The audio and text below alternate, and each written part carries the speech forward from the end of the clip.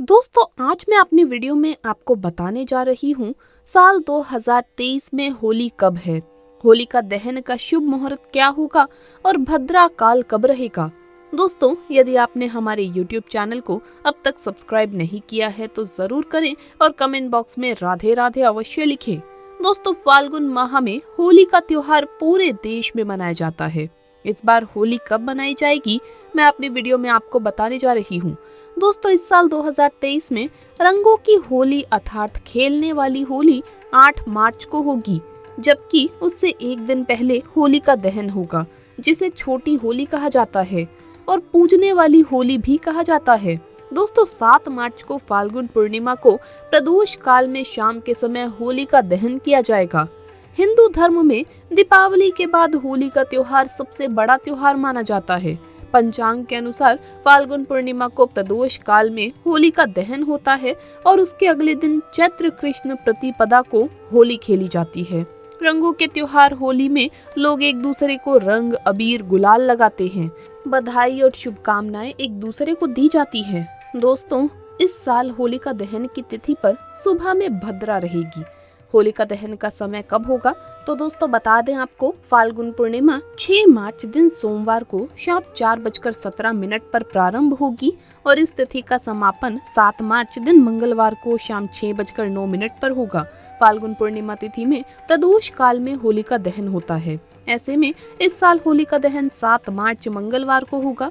7 मार्च को होलिका दहन का मुहूर्त शाम को 6:24 से रात 8:51 तक है। इस दिन होलिका दहन का कुल समय 2 घंटे 27 मिनट तक का है। इस समय में होलिका पूजा होगी और फिर होलिका में आग लगाई जाएगी। दोस्तों, होलिका दहन के दिन 7 मार्च को भद्रा सुबह 5:15 तक है। ऐसे में प्रदोष काल में होलिका दहन के समय भद्रा का साया नहीं होगा। दोस्तों, होलिका दहन के अगले दिन होली का त्योहार मनाया जाता है। ऐसे में इस साल होली का त्योहार 8 मार्च दिन बुधवार को मनाया जाएगा। 8 मार्च को चैत्र कृष्ण प्रतिपदा तिथि शाम 7:42 तक है। दोस्तों, आप सभी होली के दिन भगवान श्री कृष्ण को गुलाब के फूल की पत्तियों से सजाइए। भगवान आपके जीवन को भी फूलों से सजा देंगे। दोस्तों, इस बार होली का अष्टक कब से कब तक लगेंगे, आइए जान लेते हैं। दोस्तों, होली का अष्टक का अर्थ है जले बदले दिन, क्योंकि इन दिनों में कोई भी शुभ कार्य नहीं किया जाता। होली का अष्टक होली से 8 दिन पहले लगते हैं। फाल्गुन मास के शुक्ल पक्ष की अष्टमी तिथि को होली का अष्टक लग जाते हैं, जो कि इस बार 27 फरवरी से लग रहे हैं। दोस्तों, कहा जाता है होली का अष्टक के दिनों में कोई भी शुभ कार्य नहीं किया जाता। होली का दहन के साथ ही ये अशुभ काल समाप्त होता है। दोस्तों, होली का अष्टक क्यों लगते हैं और इस दौरान शुभ कार्य क्यों नहीं किए जाते, इसके पीछे ग्रहों की अवस्था और पौराणिक कथा है। होली का अष्टक को लेकर कई मान्यताएं हैं। इन दिनों में क्या नहीं करने की सलाह दी जाती है।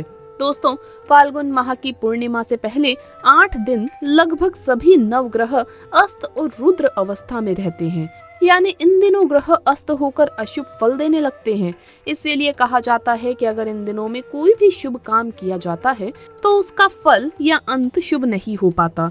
इसीलिए शुभ कार्यक्रम जैसे शादी, सगाई, नए घर में प्रवेश, बच्चे का मुंडन, यहाँ तक कि नई गाड़ी खरीदना, इस समय ऐसा कुछ भी नहीं होता, क्योंकि कहा जाता है कि ग्रहों की रुष्ट दृष्टि अच्छे काम भी बाधित कर सकती है।